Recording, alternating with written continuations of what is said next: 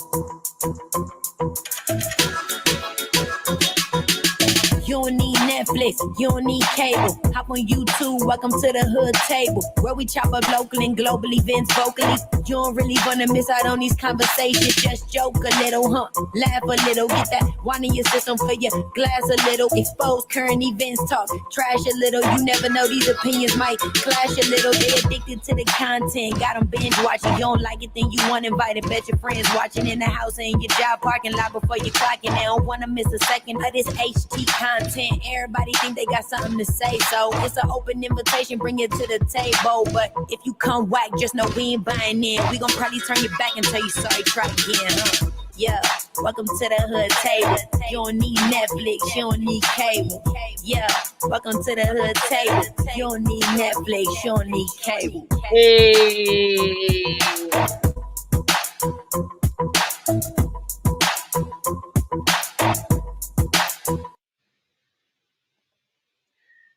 Hey, what's going on, everybody? I'm back. Make sure you guys like the video, share the video, subscribe to the hood table if you will, please. And I'm going to go ahead and share it as well.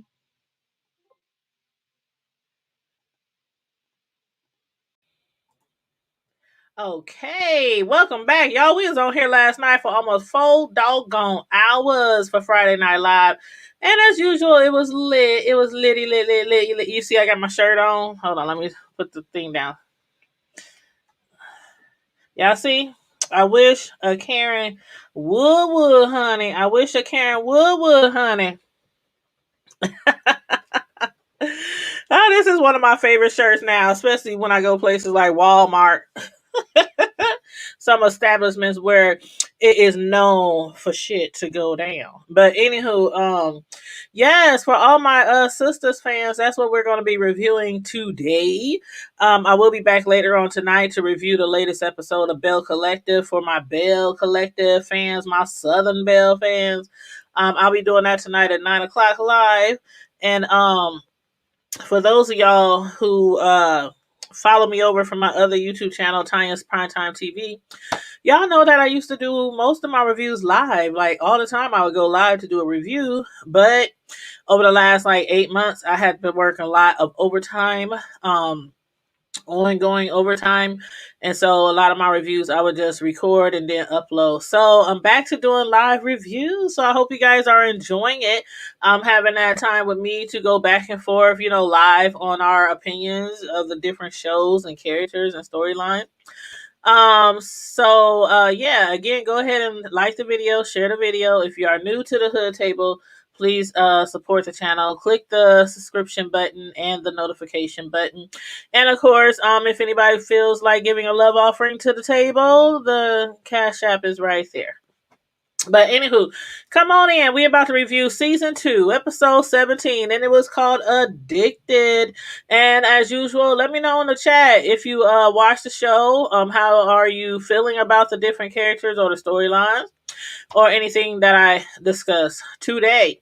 But last episode we had saw towards the end of the episode of last week how Zach had got arrested. Now, we knew that he was going to be arrested eventually for a credit card fraud because his ex, Karen, thinks that he was the one who charged $5,000 on her credit card without her permission. So we saw that to be coming in the near future, and he did get arrested for that. But also during that arrest, he also was charged for a kilo of coke that was found in his spare tire. Now, last week I had asked you guys, who do you think put them drugs there? Because we know Zach ain't on that no more. He used to be in those streets. He used to hustle and slang, but he's been on the good foot lately, trying to build his credit, trying to establish a career. You know what I mean? So, he don't want to be the luggage guy at the airport anymore. But, I had a feeling that Zach was being set up by Heathen, and some of y'all agreed with me last week. But one thing I don't understand is why the hell is Rhea, the security guard at the jail, why is she so damn invested in him?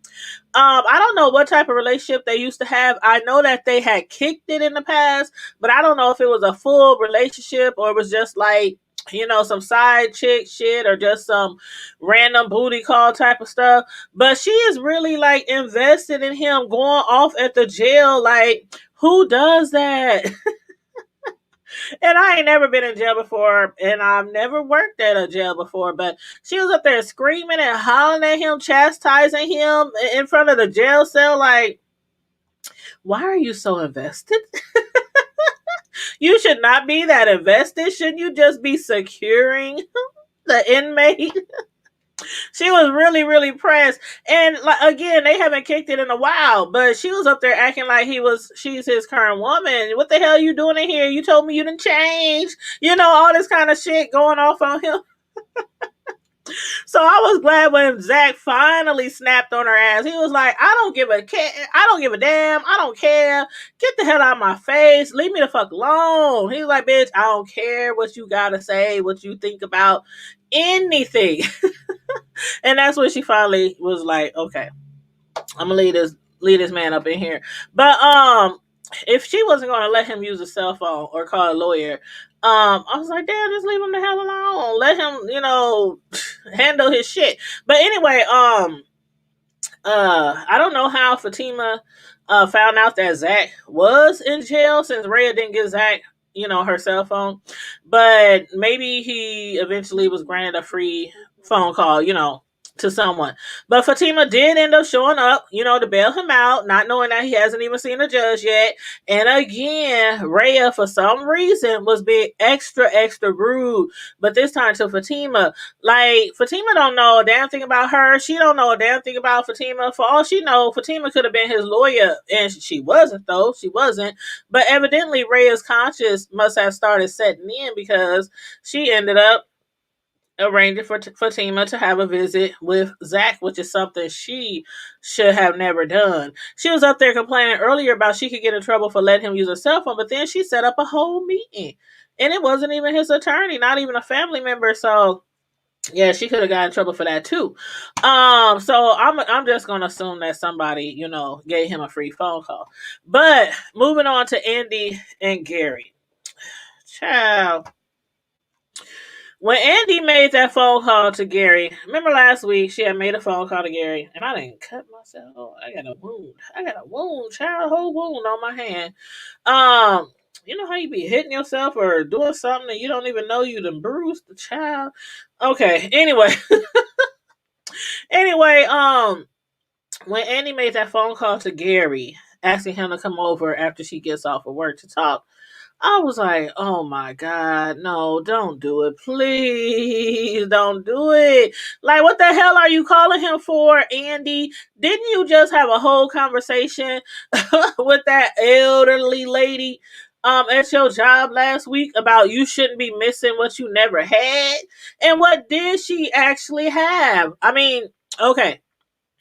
He look alright. Gary look alright. I love me a dark-skinned man, but I don't think I would be that attracted to him, in real life. But basically what she had was a lying, cheating, scheming, manipulative, abusive, thieving, controlling man who was also married to another woman. That's what she had. That's what she had. But the question is, did Gary really love her? Because if Andy truly believes that Gary really loved her, she's going to continue to look past all the above, everything that I just mentioned. But we're going to get back to her in a minute. Let me get a drink. Everybody coming on in. I see y'all. People lurking. Ain't nobody dropping down in the chat, though. Feel free to drop down in the chat and let me know what you got to say about the show if you watch the show. But and don't forget to like the button. Don't forget to hit the like button. But okay, Heathen and Fatima. Okay. Now, I had already stated that I think Heathen set up Zach. So when Fatima saw Heathen in the parking garage, she asked him, "Was you follow me? Did you follow me?" Which of course he denied. And at that time, Fatima had yet to find out that Zach was locked up on what seemed to be some bogus ass charges. And I do believe it was a whole setup. I do believe that. But anywho, from Hayden's demeanor, Fatima just knew something was up. So she asked Hayden, "What did you do? Like, did you do something? What did you do? What is you up to?" Because he was just looking like he had done something, looked like his old sneaky ass self. But he was like, "I don't know. I don't know what you're talking about." I don't know what you're talking about. I ain't did nothing. But Fatima, she basically was like, "Let me find out you did something." And then he gonna ask her for dinner later that night. Knowing she's still pissed off for him. Remember when he was interfering with her relationship with Zach, telling Zach basically to leave her alone, and then Zach, when she called expecting him to come over, he's like, "I ain't coming back. I'm gonna go back to Danny's crib, and I think this ain't working out. I don't want nothing in my way of this new career direction that he's going." And so then she found out later that Hayden was the one who told Zach to stay away from her. So she was like, "Hell no, fuck you, nigga. We ain't going out." Shit, have you lost your mind? And then Maurice and Jacoby. Okay, first of all, let me say this. As far as Maurice and Jacoby, I can totally understand how Jacoby feels about Maurice. Always referring to him as a bitch. Because although it is considered by some women, and don't judge me, shit, I'm from the hood.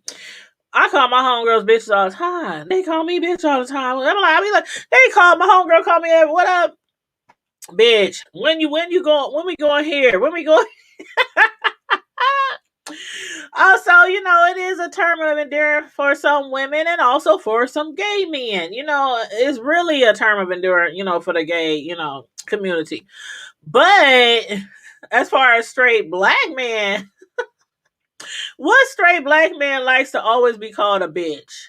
Especially by another man, especially by a gay man. I mean, not any that I know. Y'all might know some, but in my circle of friends and peers and coworkers and relatives, I don't know any straight guys that just like to be referred to as a bitch all the time. So that's one of Jacoby's problems that he has with Maurice. So he told him, he was like, "I don't like it. Just don't do it. Quit calling me a bitch." And of course, Maurice was being really petty, extra petty, I want to say, and said, "Okay. You don't want me to call you a bitch? I ain't gonna call you a bitch. But what I also ain't gonna do is help you out with any balances, help you out with any reports, or anything else when it comes to work. So now we're even."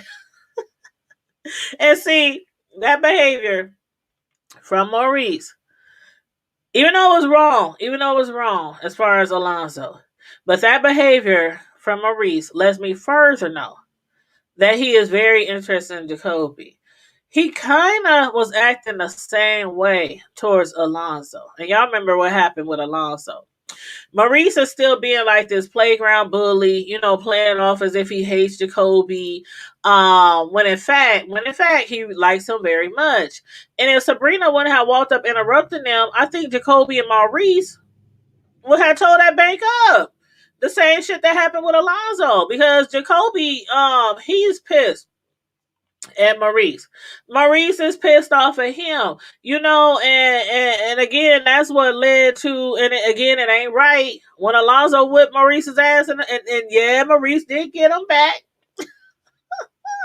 We saw Maurice did get him back, had his butt laying out there in the parking lot half dead. Sabrina was scared, talking about, "Should we call the police? You done killed him." But that first go round, Maurice got told up, and yeah, he was in heels and a wig, and he had a dress on, he had nails on, so he couldn't really properly defend himself. But I'm like, ain't you learned your lesson?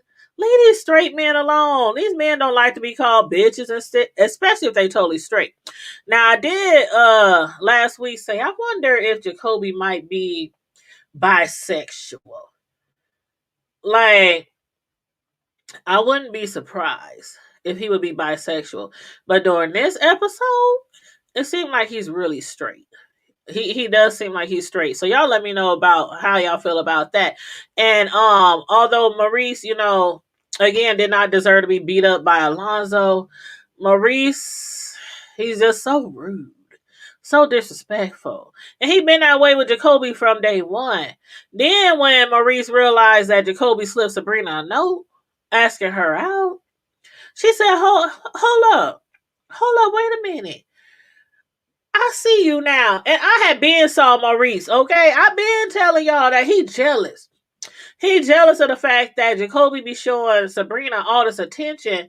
And he's like the little bully on the playground. You know how it used to be when we was growing up? If you didn't like a dude, you would always be mean to him, calling him ugly and talking about his mama. And the same thing for the dudes. If they liked the girl but didn't want her to know it because of their friends or whatever, they would talk about her, pull on her hair. Y'all know what the hell I'm talking about. We used to do that shit when we was younger. But yeah, that's what Maurice is. He's that playground bully. But Sabrina, she was like, hold up, I see right through you. You like Jacoby. You like him. And I was like, doggone it. I knew it. I knew I wasn't the only one that thought he liked Jacoby. And Maurice was like, you got me. You got me. That man is fine as wine. He like his tattoos, his dark, mysterious, and handsomeness. He said he like his weed lips. The men and the women too, but I don't be looking at their lips. But the men when they be having them dark lips, and their lips shouldn't be that damn dark because they light skin, and they be smoking them blunts and shit when they get off of work before work. He was like he got them weed lips. Maurice had me dying. He said, I like the way the nape of his neck goes right here and how his Adam's apple keep bumping. Woo! He said, I like how tall he is. I like how his hairline is a little crooked. Then Sabrina asked him, do you like how straight that mother is? Do you like how straight he is? He ain't gay. Maurice, he ain't gay. Child. Of course, Maurice, he doesn't want a straight man. He said he don't want a man that doesn't want him. And he said because that could lead to him lying in the parking lot after being beat up by a straight man, which was what happened with him and Alonzo. Alonzo had his ass out there laying down. Maurice did get him back later, but Maurice had laid his ass out looking half dead in the parking lot. And that was Maurice's words, not mine. He said that could lead to him getting beat up. That ain't my words, child. I'm not trying to say Maurice is setting his butt up to get ass whooping again. That's Maurice's words, y'all. But let me ask y'all this. What did y'all think about the conversation being had by Sabrina and Jacoby at the bar? Sabrina was ready to up and leave Jacoby right there on that bar stool. She wasn't trying to hear Jacoby how he doesn't understand, how a man as big as Maurice can be running around acting so feminine. And why? Because just like Alonzo, Jacoby just doesn't understand that life. But just like Alonzo, is Jacoby homophobic? Do y'all get that from Jacoby? Let me know. I was getting a tad bit feeling of it, but then when he basically begged Sabrina to teach him, to break it down for him, to school him, to listen to his feelings, and he listened to her feelings. You know what I'm saying? But Sabrina wasn't really having that at first. She was really offended because she was like, no, you ain't gonna sit here and talk about my friend. But then when Jacoby turned it on her, was like, well, tell your friend quit calling me a bitch all the damn time. She was like, you both of they damn superiors. So why the hell you just keep allowing Maurice to disrespect him and be rude to him and keep calling him bitches all up and through that establishment? I don't understand that. And Jacoby doesn't appreciate it. So he's like, okay, you upset because I think he shouldn't be acting like a whole woman in a dress. But then you cool with him calling me bitches. at work. And I get it. I get it. I mean, it ain't like they working at some McDonald's or somewhere like that. And no shade to McDonald's, because I used to work at McDonald's and Burger King when I was a teen. We used to cuss up all up and through them joints like it ain't shit. Even the managers was cussing and fussing all the damn time in there. If y'all don't get your asses out there and sweep that damn floor, I'ma fire y'all. So at least that's how it was when I was growing up, when I was working at the McDonald's and Burger King right in the middle of the hood. But I don't know how they do now. But that was then. That was then. But y'all get what I'm saying. This is a bang. A really professional setting. And Maurice just be cuss words, just be pew pew pew, just shooting out his mouth, calling Jacoby bitches and shit. And he lucky he even allowed him that long, because again, I don't know one straight man that would keep allowing a gay man to keep calling him bitches, or a woman, or another straight man. So anyway. But let's move on to Danny and Preston's sister. Okay. The last time Danny ran into any of Preston's siblings, she had to literally run his half-brothers over with that airport cart. And this episode, when Preston's sister approached her, Danny was about to take... Did you see Danny pulling her wig back? She was pulling her wig back like she was about to take off her earrings. You know what that means. She was like, if y'all don't stop coming up in here to my place of employment, just popping up on a bitch, like... What do y'all want with me? Leave me the hell alone. Let me live my life. But unlike the other siblings, the sister, she doesn't seem to mind her dating her brother. And not only that, but the sister seemed to be coming in peace. Is that what y'all was getting? Kind of understanding that her brother Preston really likes Danny. So the sister just wanted to know, well, this is what she claims. She claims that she wants to make sure that Danny really likes her brother as well. Because she don't want her brother to get his heart broken. Now, she says that Preston is kind of fragile. She's like, my brother is really, he's very fragile.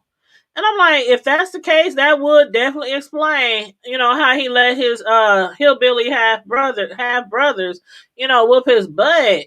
But Danny ain't worried about them brothers. She ain't worried about them brothers. She was like, tell your idiot brothers, if they come back in here, I'm going to get some hood people just as hood as y'all are country and proud. I'm going to bring some proud hood people up in here for your hillbilly ass idiot brothers. Danny be having me cracking up. But when Sabrina suggested that, since Preston's sister said she was in town to see Preston, that could very well mean that Preston's sister was going to stop by Danny's house. Danny didn't even put that together. She didn't even put two and two together. Like, okay, your man is staying with you now. He's hiding out from his half brothers who whipped his ass. And the sister just popped in town to let you know she's going to visit her brother. So yeah, duh, she's probably coming to your house. And of course, that's what happened. When Danny got home, she soon realized that not only did Preston clean up and cook, but he also had made dinner for 3 with his goofy ass sister. Something wrong with her, y'all. Let me know if I'm right. I think something is wrong. Something is off with that sister. Like, something is wrong with her ass. Like, why is she always giggling like that? She don't know my brother. He's very fragile. She just always just and the way she came out of Danny's bathroom. Oh, child. Like, she needs she's either on some meds or she needs to be given a prescription for some meds. When Danny realized his sister was there, she opened that wine bottle so quick and took it to the head, no glass at all. She was just like, look, looking at the sister. Look. And the sister came out the bathroom still giggling with her little purse in front of her. Ooh, dinner. I was like, bitch. Ooh, child.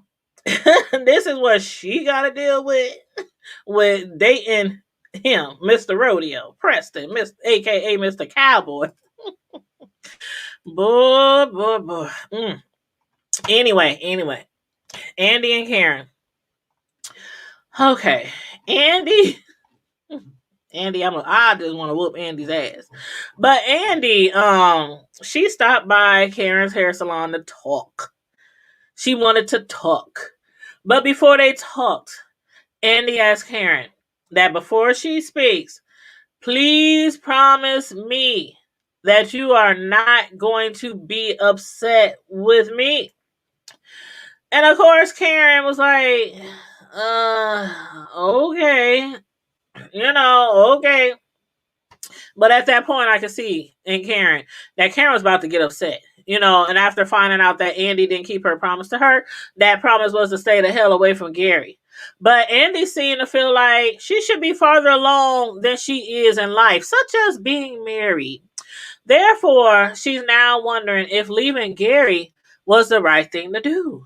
And not only that, but she also feels guilty, and she's blaming herself on everything that Gary has lost. So for those reasons, she's going to meet up with Gary. And that's the reason why she answered the door in that sexy little outfit, looking like a whole ass angel from the back. Man, when Andy walked through that apartment or condo, whatever she lived in, I was like, ooh, that's cute. That's cute. If y'all saw that outfit, come on now. Y'all know that outfit was cute. I ain't never seen nothing like that before. I don't know if that was personally made from her. If that's like something from a new stylist or new clothing designer. But I ain't never seen no outfit like that. And it was very, very cute. Very sexy. And it fit, for her shape. She has a nice, cute shape. And then I'm like, shit, I wonder if they make them outfits for big girls like me. I don't need to be showing no belly though. I don't need no mid cut, no midriff. Just But anywho, it was cute. But when Gary got there, the first thing he did was show Andy his divorce papers. And between the divorce papers and him going to anger management, anger counseling 3 times a week, and him getting down on his bending knees to propose to her, Andy didn't know quite what to do or how to feel. But if she tells him not to stay, then he'll use that one-way ticket to Boston. And as he said, be sad for the rest of his life, which I highly doubt. I highly doubt that if she says, I don't want to be with you anymore, take your ass to Boston, I still don't think he would leave.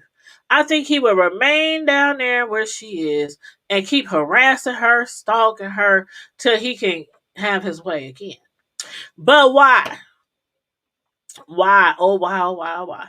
Did I have a feeling that Karen was going to bust up in there? Because Karen was like, what you doing tonight, girl? She already knew that something was off. Like, Andy, you said you wasn't going to see that man again. And now you up here talking about you should be married right now and woo woo woo. And Karen did bust up in there. She walked right up in through there looking at Gary like, hey, now I did think that Karen was gonna show up, but I thought she was gonna show up like interrupting them having sex. But no. They was only kissing, and they was kissing a lot. I thought they was gonna end up in the bedroom the way that they was kissing and smooching and tonguing each other down. But Andy was like, "Oh, okay. Let me look at this ring again. Let me get to this ring. I'll call you. I give you my decision. Let me walk around with this ring on my finger or it does go on this finger. I'll call you." By then, Karen had walked in, slammed her bag on the counter, staring at Andy like, bitch, what did I tell you? What did I tell you? Why is you over here with this man? And what is this shit sitting on the counter? I know that ain't no engagement ring. Child, I was hollering. Like, Karen ain't to be played with. Now, I do agree with Andy when she was saying, you're basically doing the same thing I am with Paris, with Aaron. Because Andy thinks that Karen is still in love with Zach. But she's just using Aaron as a filler. You know how you do sometimes. You ain't over somebody shows you some attention, or you see somebody the least bit attractive, and you just try to fill in that space with somebody else to take, you know how they say the best way to get over someone is to get under somebody else. And I'm not saying I agree, but it is fun to do sometimes. And it does take your mind off of somebody sometimes. I'm just saying, I'm just keeping it funky. But and Karen feels like Andy is doing what Andy's accusing her of, and that's basically using Paris to get her, past Gary. So I don't know. What y'all think? Do y'all think they both are? Well, we know Andy is still in love with Gary. We know that. We know that. But as far as Karen, do y'all think Karen is the least bit still in love with her ex, Zach? And keep in mind, nobody yet knows that Fatima and Zach has been kicking it. Okay? Not even Karen, who just did Fatima's hair and Karen's beauty salon. Now, next week, I'm assuming that's when it's all going to come up. It's just going to blow up. Karen is going to find out about Fatima and Zach, and Fatima and Hayden, we saw in the previews that she's gonna approach Hayden because she invited him over. She told Hayden, you know what? Bring a bottle of wine. Come over. I can use the company. So he's like, oh yeah, hey, I'm in there. I'm in like Flynn. He's thinking, hey, that's what I'm about to go over here and get in the cut. All this kind of shit. Nah. She's gonna accuse him of being the one to basically set up Zach and put that coke in that spare tire. And also, I said, man, if it ain't Karen's current boyfriend, then it gotta be Hayden, who did something with the credit card charges, because that's what Zach was initially supposed to be arrested for. But and that arrest and that scene where he got arrested, they found coke in the spare tire. And whose vehicle is that? The vehicle of the company that he works for, which is run by Hayden. So, anyway, y'all let me know what y'all think about it. For the people who come in after this review, if you have any opinions on anything, the storyline, the characters, or anything I've said, feel free to put it in the chat. Feel free to put it in the comment section. Also, feel free to share the video. Make sure you like the video. And if you're new again to the channel, subscribe to the Hood Table and hit the notification bell. And we are also on Facebook, Twitter, IG. We got a website called thehoodtable.com. And if you follow us on our website, I do post stuff over there as well. And I also have the link to our store. So you can purchase like the Hood Table merchandise, anything from leggings to bags, to pillows, to hoodies, t-shirts, coffee mugs. We got all kind of stuff over there. Face masks. We got all kind of stuff over there on our store link. So, yeah. But other than that, you guys, I'll be back live tonight at 9 p.m. reviewing Bell Collective. So, in the meantime and in between time, stay safe, be blessed, remain vigilant, and always, always keep it hood. Bye.